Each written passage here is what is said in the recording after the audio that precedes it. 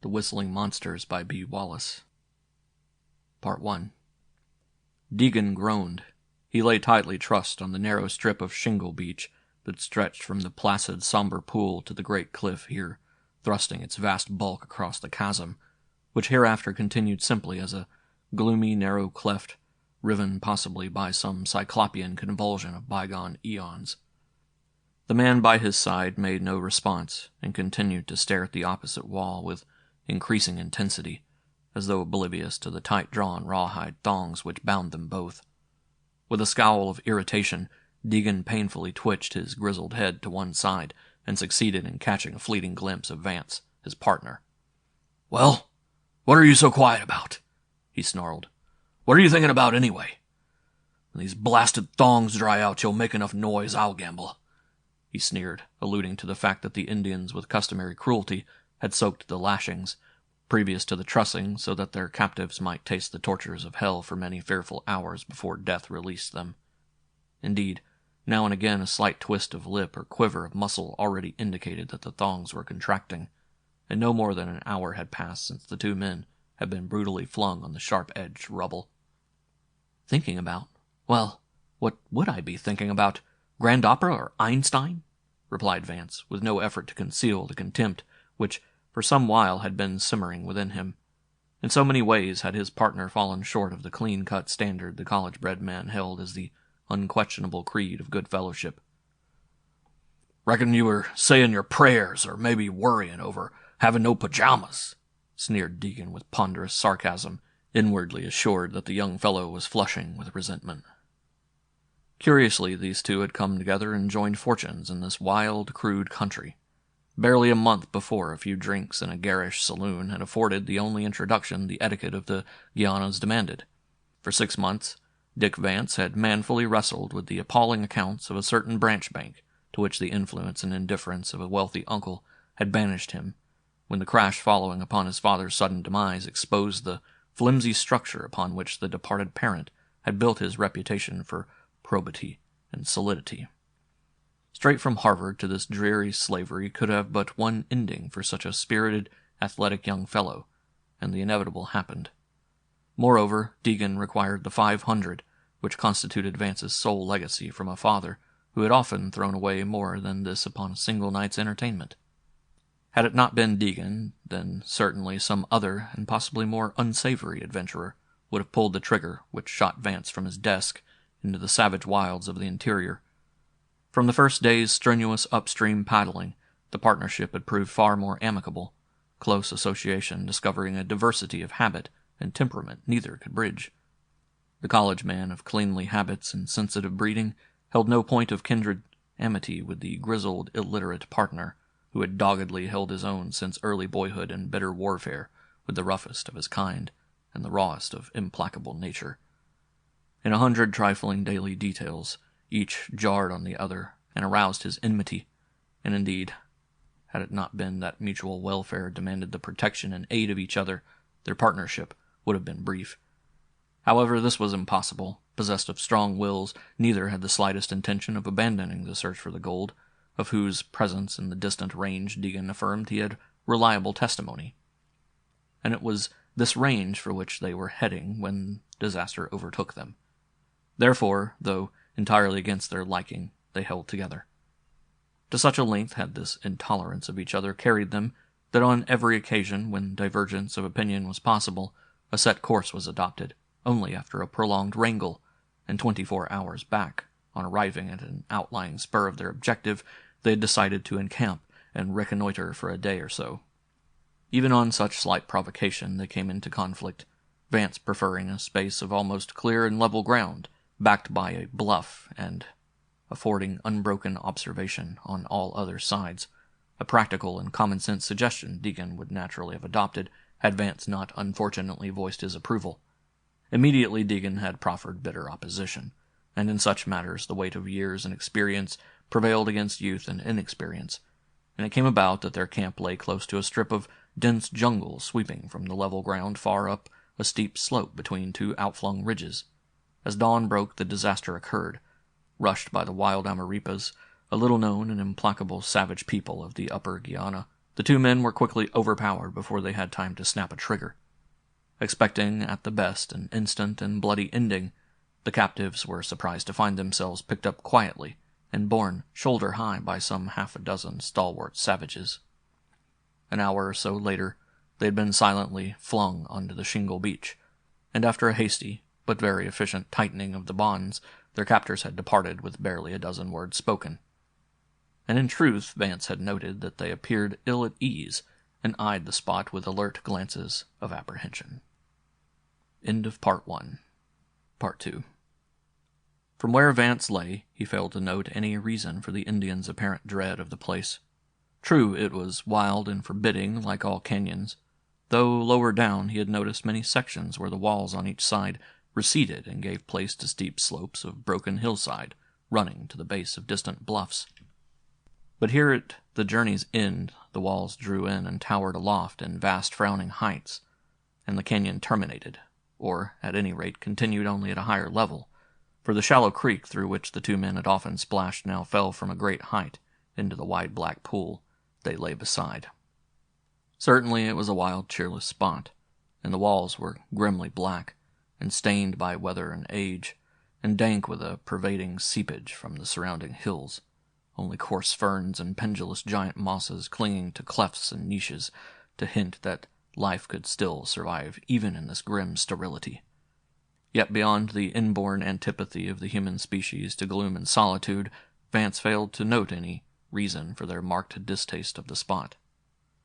"Deegan, you're a blithering fool, and a blind one, too," asserted Vance, dispassionately, and the deliberate insult of his tone pierced the tough armor of its target. You blasted pup," was all the enraged Deegan could retort. "Suppose we cut out this stuff," suggested Vance, in a bored and weary tone. "I merely intended to draw your attention to the fact that the rubble across this pool is, I presume, a fair sample of the beach under us, and if you note closer to the wall, the fragments are larger, and, being higher up, not water-worn. Now it seems to me that possibly by a distressing effort we might reach this jagged stuff, and, well, perseverance and friction have been known to have a deteriorating effect on many substances," he added, meditatively. "Curse your highbrow drunk! What in thunder are you?" And then abruptly Deegan's wrathful growl subsided, and a sudden surprise and fierce hope swept into his eyes. "Oh, that's so. Well, what of it? We ain't there," he said grudgingly, yet commencing to strain and contract his muscles in an effort to roll on his side and verify Vance's surmise. About the same second, both succeeded in facing the bluff. Hardly a dozen feet distant, it towered upwards for at least 200 feet, and for the first 50 feet it presented a face almost as smooth as a vast sheet of plate glass, black, vitreous, and sheer. Plainly an intrusive stratum of igneous origin, for across the pool also lay this forbidding face, while above and to each side of its 30-foot width the enclosing bluff was badly shattered, a jumbled mass of deep fissures, broad ledges, and receding terraces, where grew a matted miniature jungle of stunted shrubs, rank creepers, and giant mosses, fed by the seepage from many a mile of surrounding range, and here coalescing into tiny rivulets that ceaselessly dripped as a transparent veil down the bare lowermost wall. Age, extreme age, was indelibly stamped on this somber chasm, and the grim walls were touched by vanished eons when the new-born world scarce had been released from the labors of its birth.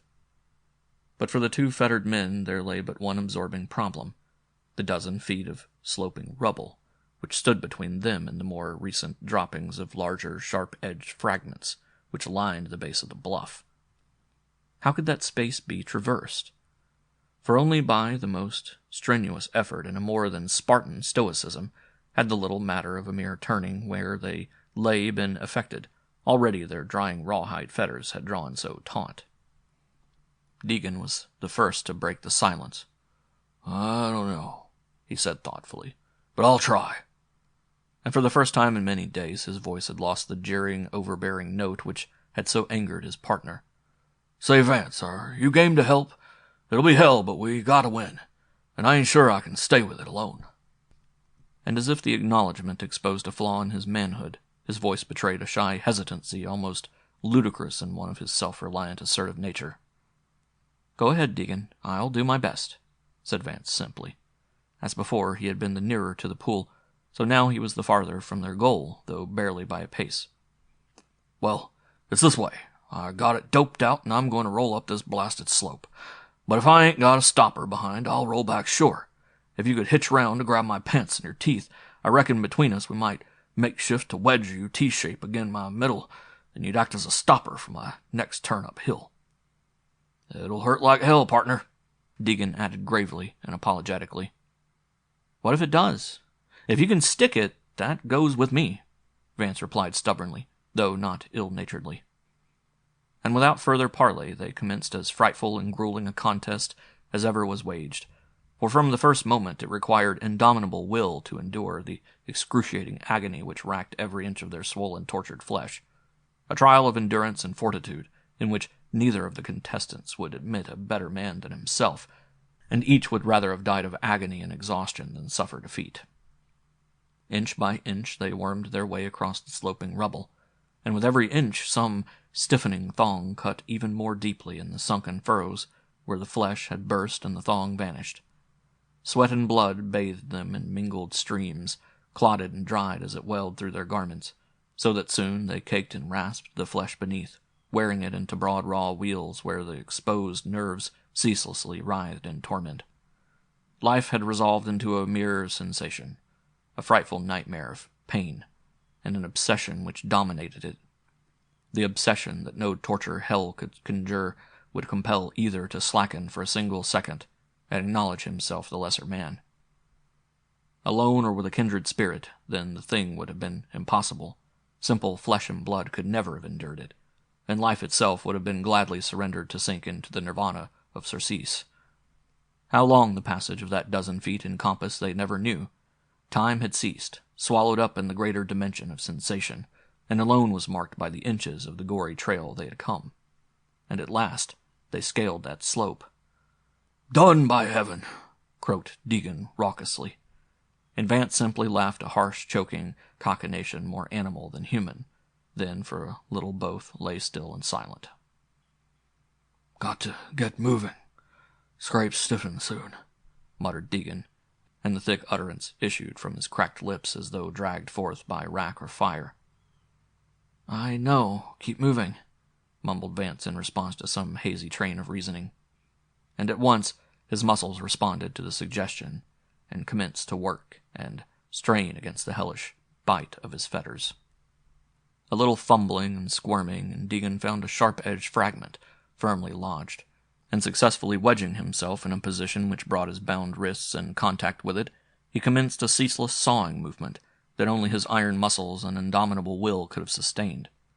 Between his fettered wrists, where he essayed by this primitive tool to fray the thongs, the space would scarce have housed a knife blade, and quickly the jagged stone had rasped the flesh from his wrists and hands as each slight motion, backed by the weight of his bulk, drove the rough edge deeper between them.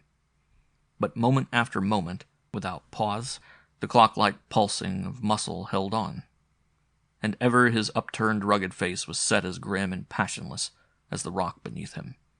Then suddenly Deegan rolled on his side, and a deep groan broke from his blood-stained lips, and in the same breath there followed a whispered curse. "Hell's curses on the scum!" he said with intense bitterness. "You're free!" exclaimed Vance harshly. "I got the use of my arms, but the blasted things seem made of red-hot stone," growled Deegan as he strove to recover their mobility. And in a little his arms, moving in curious mechanical jerks, obeyed his will. "I'm boss of you anyway," he muttered, savagely eyeing with morose vindictiveness the offending members. Then picking up a sharp-edged splinter of the black rock, he turned his efforts upon his legs, and shortly the last thong had been severed. "Blast you!" he cried, and picking up a handful of the crimson-painted lengths, he cast them savagely into the pool below. And scarcely had they alighted with a loud swish and flutter of spray when a deep-noted resonant whistle rang out, echoed from wall to wall, and died away in a trembling whisper. End of Part 2. Part 3. The slightest movement now was for Vance unspeakable torture. Yet with a single convulsive heave he turned on the instant to face the apparent source of that astounding sound, some 20 feet up the opposite dank bluff where at the lower end of the pool the black ledge gave place to the fissured, friable country rock. Deegan had jerked unsteadily to his feet and stood staring blankly across the pool. "What in thunder was that?" he cried in a hushed voice as the echoes ceased. "How should I know?" replied Vance in a hoarse whisper. "A whistle. But who would whistle here, and where is he?" "But it was a whistle," asserted Deegan irritably, "and it came from up there," he added, pointing to the spot both had instantly identified as its source. Yet it was plain that there no human being could have escaped immediate detection, for though the rock was badly fractured and fissured, and rank growths of giant mosses and broad-leaved creepers lay in dense covering, it was obvious that no cover existed for anything approaching the bulk of the human species. As their gaze swept searchingly the grim and aged wall, that clear, shrill single note was again repeated, but now in a higher key, and rising to a penetrating clarity of volume at its abrupt cessation, and now it seemed located at the extreme limit of the canyon, where a transverse rent gaped mistily through the veil of spray into which the little creek in its final leap had dissolved before reuniting in the somber pool. "But what is it?" exclaimed the elder man in a hushed tone of great bewilderment, as he leaned forward and peered frowning at the partly opaque veil of saturated vapor, through which loomed but mistily the fissure, thereafter passing behind an outflung buttress, which seemed to conceal some slight recession of the wall at that spot. "Say, Deegan, it might be as well to cut me loose," said Vance impatiently, for, unable to view this fresh location, his pangs with avid savagery renewed their torture. "Sure. Anyway, the quicker we beat it, the better. There's something mighty queer around here," replied Deegan as he straightway dropped to his knees and, selecting a sharp-edged splinter of rock, rolled his partner quickly, though not ungently, face downward and commenced to saw vigorously at the thongs about his wrists. For all his thick fingers and stiffened muscles, he wrought so skillfully that he barely grazed the swollen flesh that almost hid the taut lashings. And as he worked, the astounding whistle several times burst out afresh, in new and widely separated locations. Yet never for a second did he relax his toil until the numbed arms fell apart and the agony of liquid fire coursed through Vance's quickened veins. "Keep your arms moving, no matter how it hurts," counseled Deegan, tersely as he turned to the other fetters, apparently oblivious of the increasing numbers and volume of the vibrant metallic chirpings, each succeeding its predecessor so rapidly that it seemed as though some signal was being transmitted from one to another of their unguessable sources. Then the last thong had been severed, and Vance was free. And though for the succeeding few moments his release afforded him no greater freedom of movement, and his sufferings were no less, yet the clamor had abruptly increased so obviously that his gaze flitted in startled surprise from point to point, seeking some tangible source of the momentarily increasing din. "Look there! I saw the brush move up there!" exclaimed Vance, as he extended jerkily a stiff and swollen arm, pointing to a spot within the narrowed radius of vision from his prone position. Here a wide V-shaped crack came to an apex almost at the canyon floor, a little below the lower end of the pool, and so densely massed were the dwarfed rank growths therein that the least move amid it could not help but sway a wide area above. "Yes, I get it.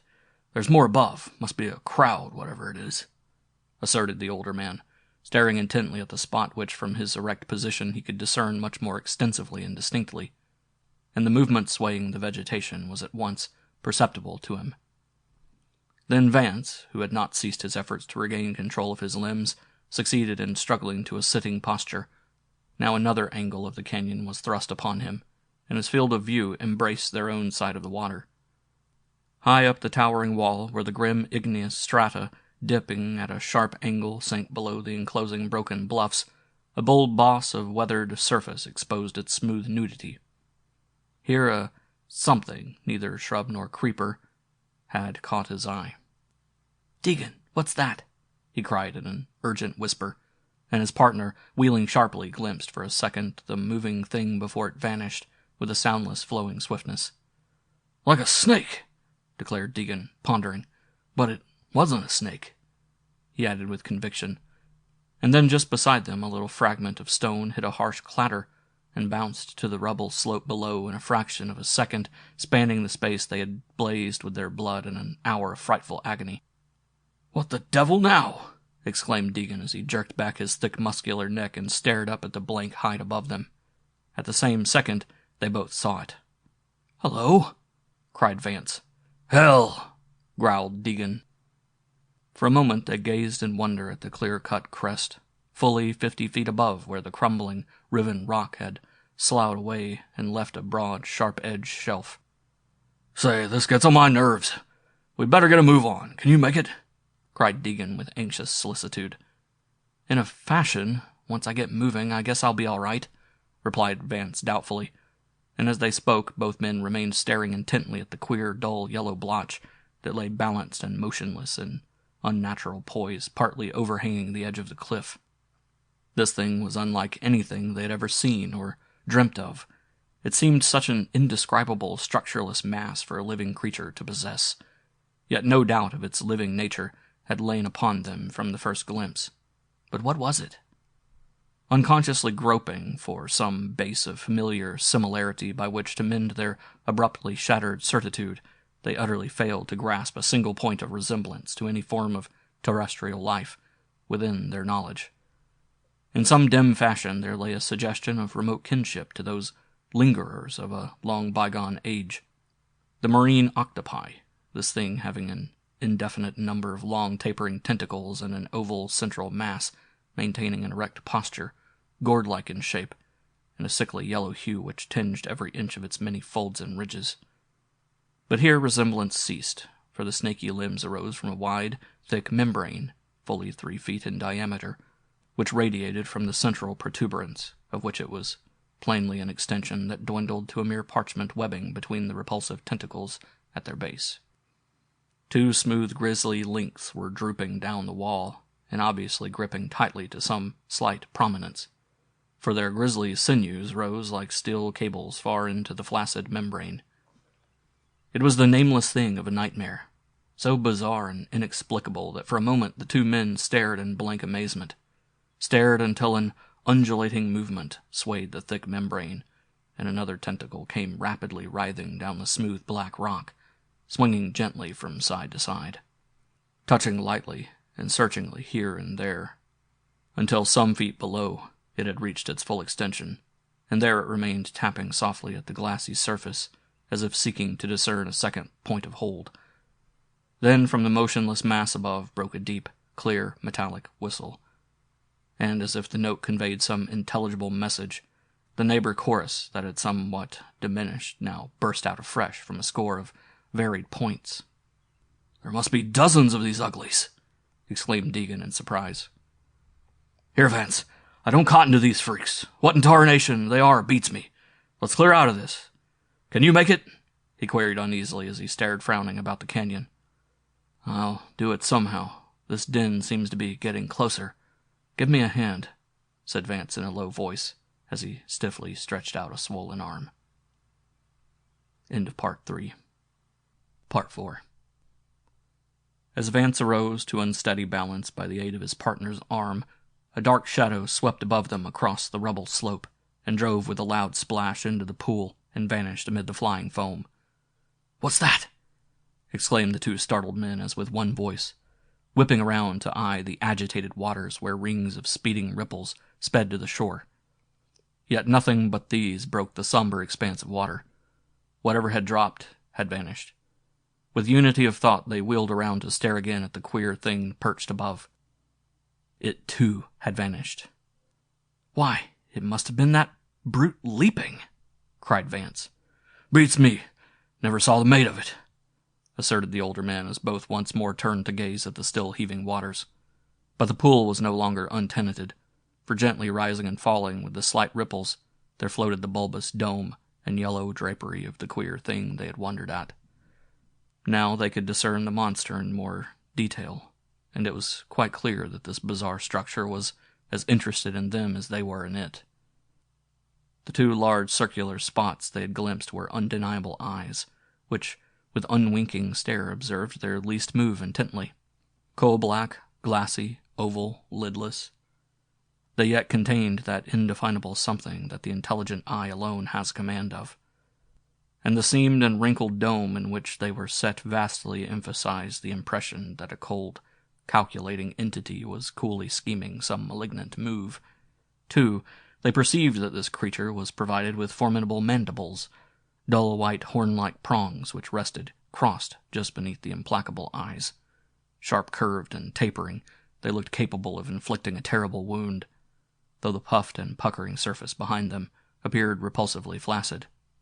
All around this queer, nodding dome floated the thick membrane from which long tentacles, half submerged, sprang at close intervals. For a moment, the men regarded this inexplicable thing in blank amazement. "I don't like the cut of that thing. It ain't no way scared," said Deegan in a low voice. "It's giving us the once-over before starting something." "Looks like it. By George, yes, it's on the move," cried Vance, eyeing it uneasily. And with reason, for of a sudden the heavy, wide membrane had moved, contracted rearward, and apparently impelled by the rapid thrust, the creature shot forward with the undulating ease and celerity of a fish. Again the movement was repeated, bringing it closer to the bank on which they stood, and it was coming with deadly earnestness straight for them. Yet the whole extraordinary creature was so obviously of such a flaccid, unstable texture that one could not view its approach with serious concern. And yet the brute was heading straight for them. "Sheer off, you blasted abortion!" exclaimed Deegan, somewhat contemptuously as he snatched up a couple of small rocks and sent them whizzing viciously at the nearing thing. Thud. The first stone had struck it between the great saucer eyes, appeared to sink deep into the conical creased surface, then fell aside with a distinct rebound, as though impelled by something akin to the elasticity of rubber. The second missile flew skidding across the streaming membrane. Instantly its progress was arrested, and long, thin, snaky tentacles arose from the water and lashed with savage whippings, churning the vicinity into a miniature vortex of swirling foam. Something in the sight seemed to quicken a dormant ferocity within them, and in a flash the two men were snatching at the rubble and raining stone after stone upon the wounded brute. Insensate rage warming and limbering their powerful muscles. Though Vance was yet unsteady on his feet, at such short range the fusillade would have felled a steer. In a moment the flailing arms lashed but feebly, then subsided to a mere convulsive twitching on the surface, though in such convulsion of half-submerged tangled loops and knots that it was impossible to descry any particular effect of the bombardment. It had drifted close to the beach, yet neither man seemed eager to view more closely the mangled mass. They stared for a little in silence. Then Vance said slowly, "What's happened to its mates?" And for the first time it came to them that the weird whistling had ceased, and not a whisper of sound echoed from the grim walls. Yet the silence was as the soundless vibrations of alert, watching things, saturating the air with the intensity of their desire. "Hanged if I know," said Deegan. Then with sudden decision, "I ain't stuck on this layout. Let's beat it. Can you make it?" he queried.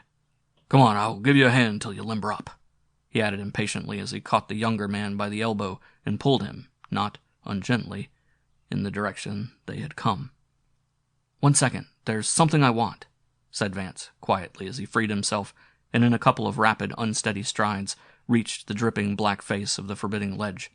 Quickly snatching up a large, jagged fragment, he struck a few heavy blows where a wandering vein of rougher surface, though of similar hue, ran diagonally upward. Looking closely, one might note that numerous similar thin streaks meandered across the wall.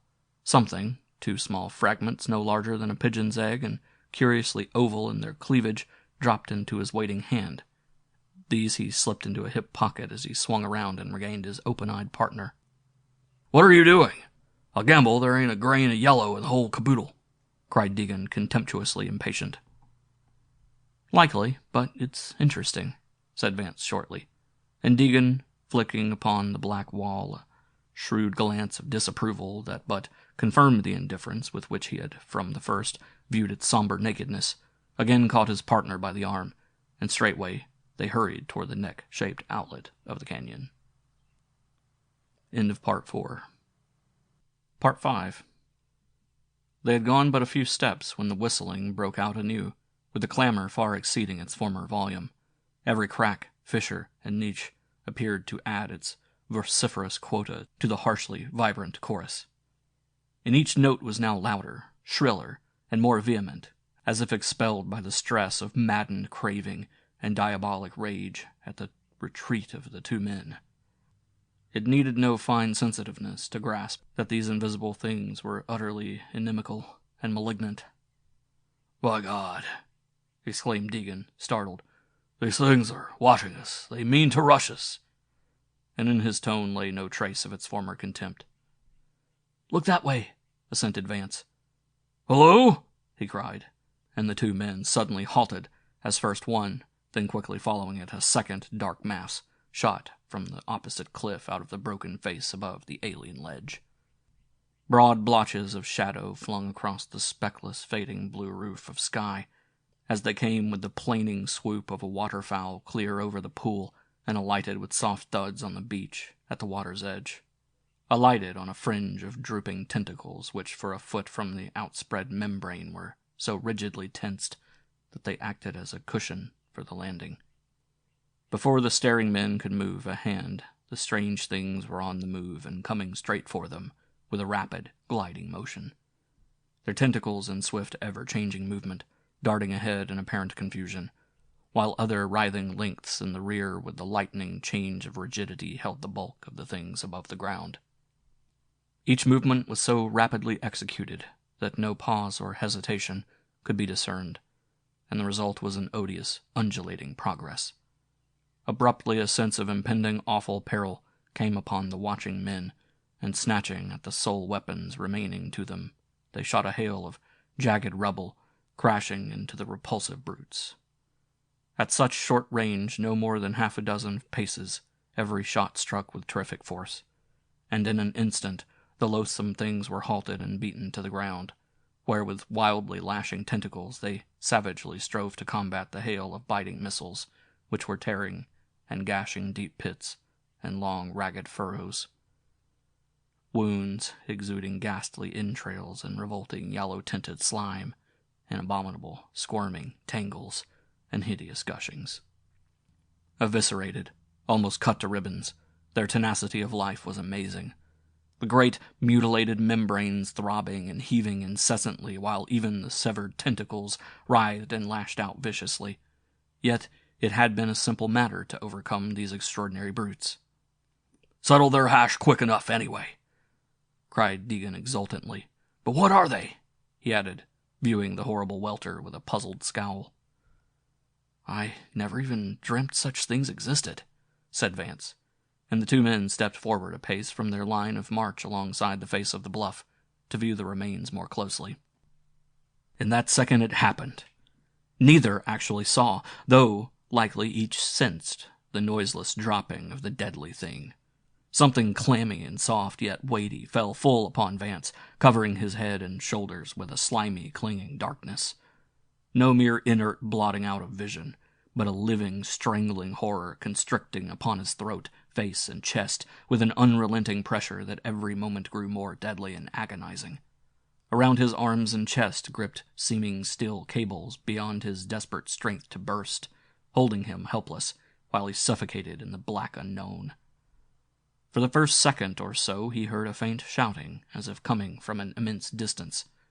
Then it ceased as the buzzing in his head grew to a roaring that engulfed every other sound.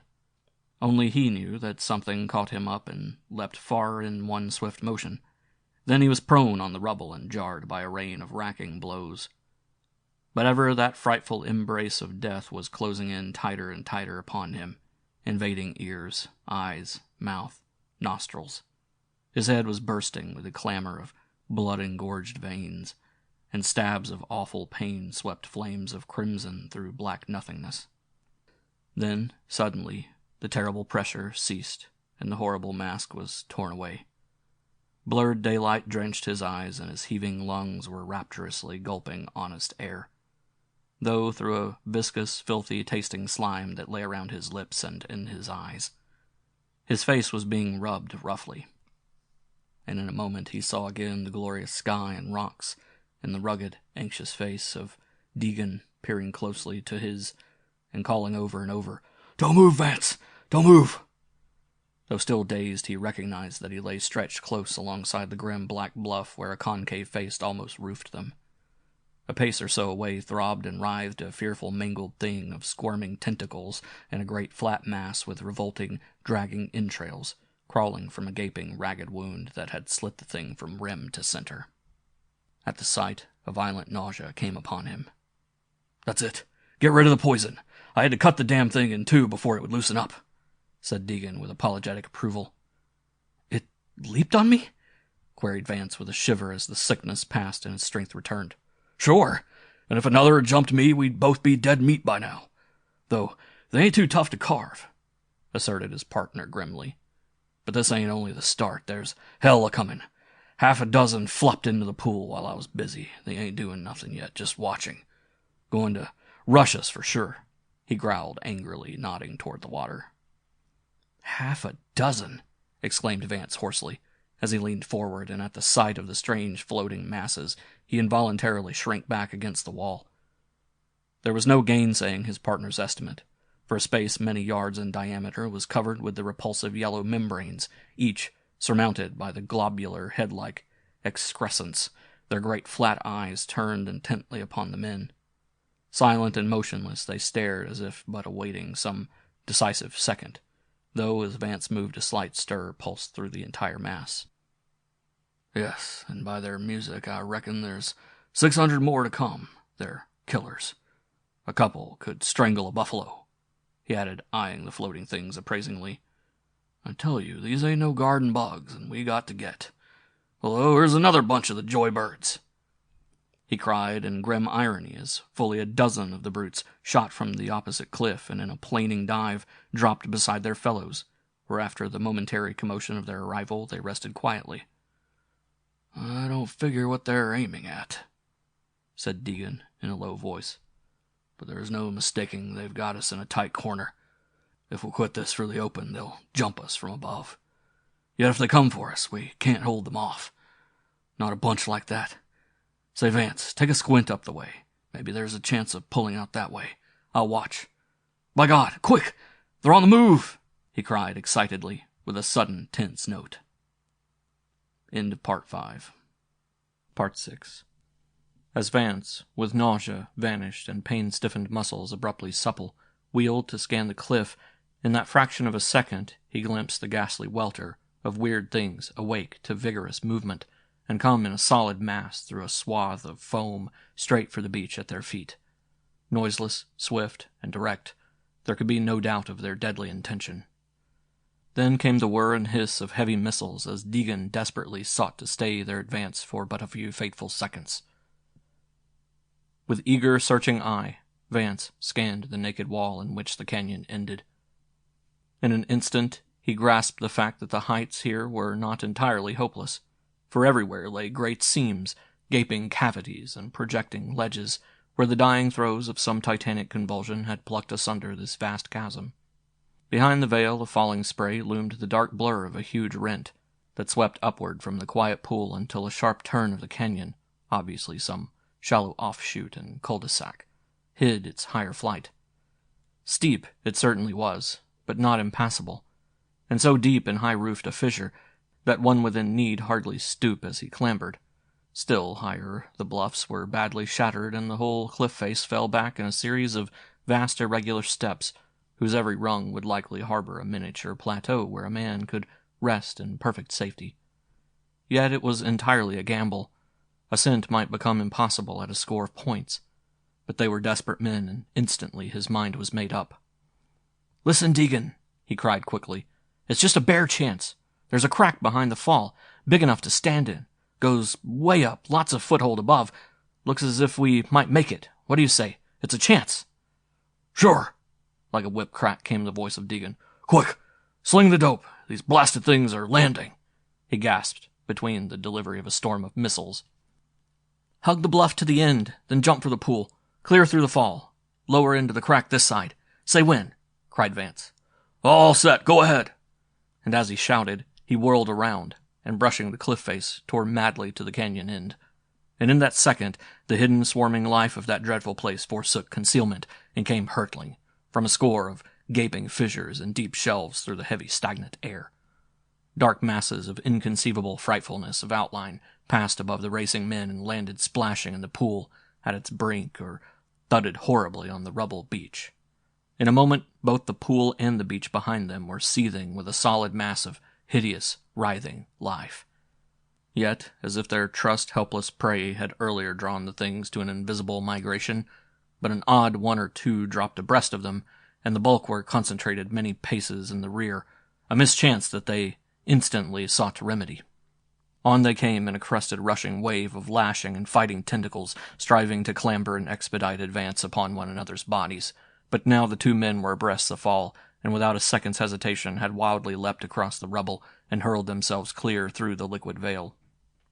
Emerging from the green depths, they had but to stretch forth a hand to grip the upward-sloping shelf. A scramble, and both stood safe upon it, in the twilight of the space held void and dry by the roof above. To their relief, the shelf proved wide and none too steep for ascent, though greasy with slime and oily weed. The thought of that frightful onrushing wave of malignant monsters spurred their muscles to the utmost limit. "Watch yourself!" cried Deegan as he took the rise with an agility amazing in one of his years in bulk. In a moment they had passed from the sheltering curtain and were clambering over steeper heights. The rent narrowed as it swept upward and followed the turn of the shallow offshoot, and now they had to grip with hand and foot most precariously. Then, some 20 feet above the summit of the odd, intrusive stratum, the passage dwindled to a mere thread utterly untenable. But luck was now as friendly an ally as before it had been obdurate, and not 10 feet below lay a little plateau. A few feet of flat, smooth rock, the first of the innumerable rungs and semblance of giant steps which reached to the distant summit.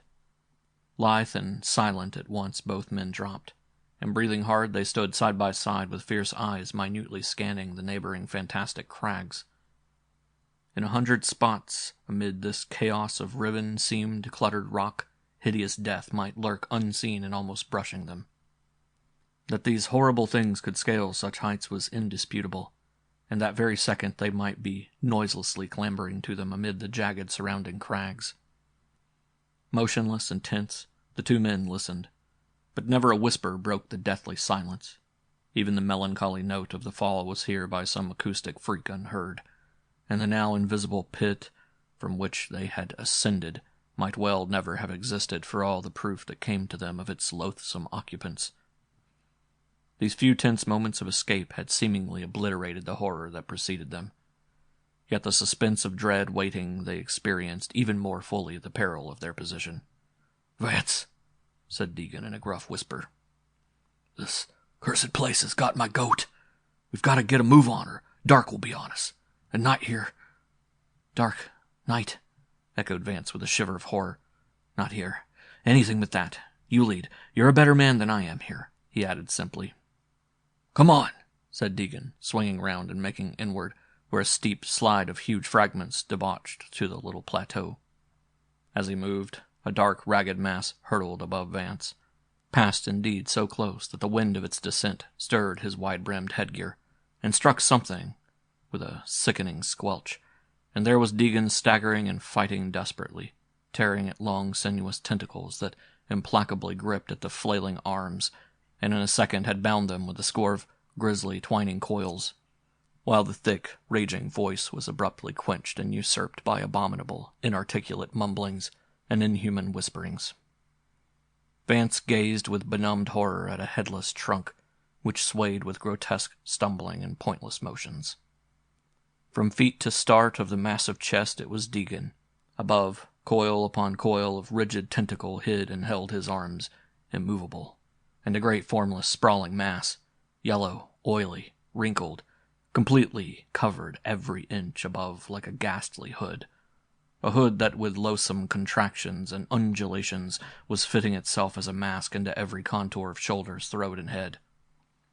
Vance was no weakling, and never a drop of craven blood coursed through his veins, yet only the stimulus of desperation nerved his muscles to the deed as he hurled himself upon the frightful thing, and with bare hands tore frantically at the tough, viscous cables. Not by a fraction of an inch could his fiercest efforts loose their steel embrace. but from the smooth and oily lengths his fingers slid impotently away. Indeed, so tremendous was their contractile strength that the coils were almost buried in the victim's body, and in many places the sole evidence of their existence were the swollen ridges on each side.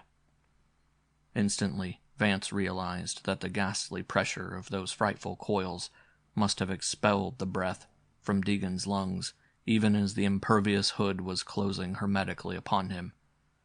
Assuredly, this creature was the most horrible engine of death the world had yet engendered. It was appalling beyond imagination. And the horror of the thing reached its culmination in the utter soundlessness of the killing. Coldly, implacably, noiselessly, the brute was strangling its victim, and never a whisper of his death agony now pierced the deadly hood. Only the jarring clash of rock, and Deegan's iron-shod boots broke the shroud of silence which encompassed them. There was no time to search for a weapon such as Deegan found to hand on the rubble below. Around lay naught but clean-swept, unbroken surfaces. Farther on, a rock-slide debouched upon the little plateau where doubtless search would discover some crude weapon, but meanwhile the precious seconds spilled the sands of ebbing life. Madness, a vast, overwhelming, volcanic rage swept upon him. With a hoarse scream of insane wrath and hate, he leapt straight at his partner and bore him crashing to the smooth floor, and without a second's pause, thrust his face savagely into the heavy viscous folds where the hood had contracted in the depression below its victim's jaw. The lance-pointed, horny mandibles opened wide and snapped fiercely with a slick as the brute writhed violently to meet this unexpected attack. But the strong jaws and teeth of the attacker were buried deep in the glutinous thing and held with bulldog grip, yet never a tentacle released his frightful grasp. Worrying the thing like a starving wolf, by main force he tore loose a strip of the foul stuff, a strip which came away in long, clinging, ragged strands which stretched with rubber-like elasticity and parted, recoiling to his face in sticky tenacity. In a flash, his teeth had closed again deep in the gaping wound. For the moment he was an elemental caveman, born of ancestors barely emerged from inarticulate bestiality, who craved to tear his foe in shreds with the only weapons nature had given him. Now, whipping tentacles assaulted him, strove with vicious might to enwrap him in their grasp. But the greater number still gripped tight their prey, and every second the strong white teeth were tearing, burrowing, rending silently deeper and deeper into the clammy slime and glutinous stringiness. Foul clots of greasy filth and gushes of heavy, stinking liquid filled his nostrils, eyes, and mouth.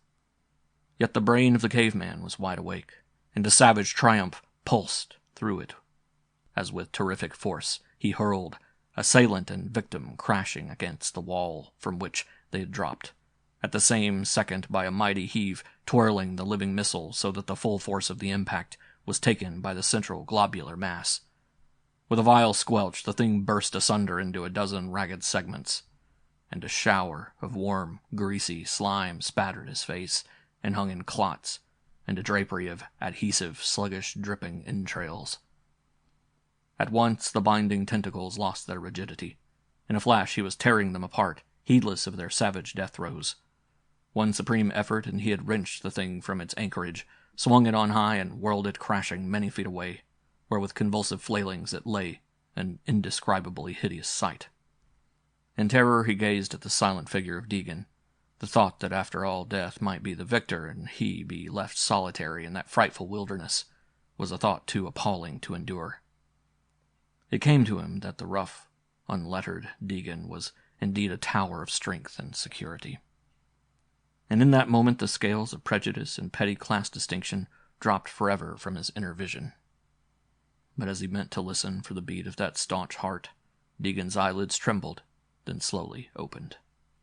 In a flash, Vance had loosed his partner's throat band, and using his hat he fanned gusts of reviving air upon him. As the massive chest drank ever deeper of the craved elixir, soon life flamed up again, unimpaired. Weakly he raised his head, and at once his gaze was rooted in horror on the mangled, palpitating thing that had so nearly wrought his destruction. "That thing, it fell on me," he muttered hoarsely. "That thing," he repeated dully as though stupefied by horror. It strangled me, and I was helpless in that awful choking darkness. Oh my God. I know. A nightmare of hell, said Vance, and his voice shook. But Deacon, we've got to get through right away. Dark will be on us soon. That crowd down there will scent us for sure if we stay here. I reckon this brute was just an odd loafer hanging around.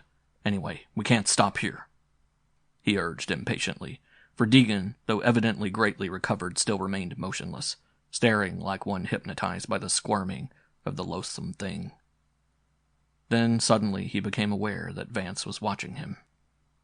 All right, give him a chance to get his wind back, he growled sullenly.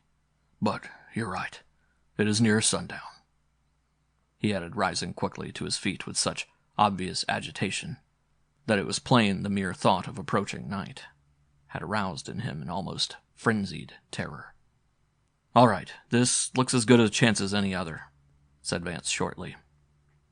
And now his voice was cool and firm as he swung into the lead, while Deegan, closely following, did not notice the order of their going. End of Part 6. Part 7. Deegan sat on the park bench, stolidly smoking, just as he had sat for nearly 2 hours, and just as Vance had left him.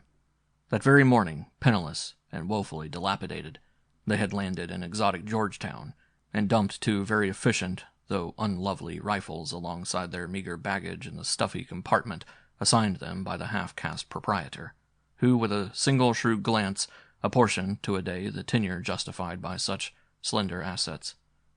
Thereafter, unable to endure the fusty poverty of their apartment, they had gravitated to the trimly beautiful botanical gardens, at this hour virtually deserted, and here had entered into a desultory discussion of the ways and means of alleviating their indigency. Deegan, save for the labor of his hands, had no solution to offer, and Vance, shortly sinking into an apathetic self-commune and betraying but the most ephemeral interest in the subject, naturally the discussion languished. Abruptly Vance had risen and casually observed, "Say, Deegan, there's a man I know hangs out in this burg. I'm going to look him up. He may know of something. Wait here for me." And then immediately he made off at a brisk pace, leaving his partner open-mouthed but uncomplaining to his solitary vigil. That was nearly 2 hours back, and the great-thewed, rough-hewn Deegan, whose daily life for forgotten years had been an almost monotonous repetition of desperate risks lightly accepted and miraculously survived, became at once a hesitating, even timorous intruder amid such alien environment. Visions of unguessable accidents or fateful, youth-enticing allurements assaulted his imagination, more and more persistently as the moments sped. Yet never a twinge of doubt had sobered him when, with Vance, in the gray of dawn, like a living tornado, the 2 men had burst upon the slumbering savages, yelling, roaring curses as they laid about them with rough-fashioned clubs. In a twinkling they had swept their despoilers into a panic-stricken rout, never doubting but their assailants were the loosed, diabolical spirits of defunct men thirsting to wreak vengeance upon the guilty, a rout that lost nothing of its frenzied haste when the crashing reports of 2 retrieved rifles added to the din and left the demoniac visitants with undisputed leisure to the salvaging of their pilfered packs. Then came toil-filled weeks of unavailing search for the yellow lucre, defeat, and the wearisome return. "Hello, Deegan. Longer than I reckoned," hailed a cheerful voice, and Deegan awoke from his gloomy reverie. "About time we had some eats," added Vance with decision. "Eat? Yes, we gotta eat. I reckon there's nothing for it but to slew the guns. Lucky if we raise $10 apiece, and I hate like hell to do it," was the grudging assent of the seated man. "Guns? Not this trip. See here." And pausing, Vance lugged from his hip pocket a little wad of bills, and peeling off several, thrust them into his partner's thick fingers, saying, "$100 apiece. That should keep us going till we pull out." "Pull out? What are you talking about?" said Deegan blankly as he stared in wonder at the notes. "Well, here's the short of it. Just a hunch. Fool luck. You can't beat it. Likely you remember I pocketed some bits of rock from that queer ledge. Also maybe you noticed now and again a chunk you fired into that awful bunch was heavy as lead. queried Vance tersely. That's so. Even then, the heft of some of it worried me, said Deegan thoughtfully. But just junk, not a color to a ton. I'll take my oath, he added with conviction. Right, there wasn't. But it lay in veins all over and black as the ledge itself, lying trust. I was closer than you and couldn't help marking them. Then somehow it got rubbed into me that some of the rubble had an odd shape, all curves and round lumps like small plums sticking out. Just now I've come from a man who used to do business with the bank I was in. Got to be quite friendly with me. Likely you've heard of him. Cameron, mining expert and manager of the Arequipa mines. Took a chance on his being straight or throwing me out. Well, he's a white man, enough said. Just took a squint at the chips I dumped on the table, promptly shut the door and said, "Young man, spit it out." When I'd got it off, he studied a while, then observed quietly, "I don't know if you two went crazy or had a nightmare, but I'm going to chance it.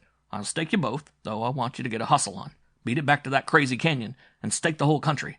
Your partner's wise to the outfit necessary. Go to Ramon's, tell him to bill me. Leave those stones with me, too risky toting them around, and mind not a drop of booze until the stakes are in. By the way, we go 50-50. That suit you?" I nodded. "All right. See me before you leave," he said. "Good day." "But what is it?" I asked, staggered by all this. "What is it? My suffering aunt," he asked. "What is it?" said he, glaring at me. "Well, you young lucky ass, it's about the richest samples of pitch blende, the radium ore, I ever clapped eyes on. Worth heaven only knows how much. Which reminds me, likely you haven't got any too much now. Here, I'll phone the bank to cash this." And he was scrawling a check as he spoke. Before I knew what had happened, he'd shooed me out. That's all there was to it. Now, let's eat. We can chew the rag over a decent meal. "Well, I reckon luck's your middle name. And even chances he's white. But you're the whitest guy I ever struck, which is aces high with me," said Deegan slowly. "Yes, we'll eat, and after that we'll raise the dust on the trail back to blow that nest of devil's spewings to the hell they came from," he added in a fierce triumph, as rising, the two adventurers swung off to town and hard-earned success. End of Part 7. End of The Whistling Monsters by B. Wallis.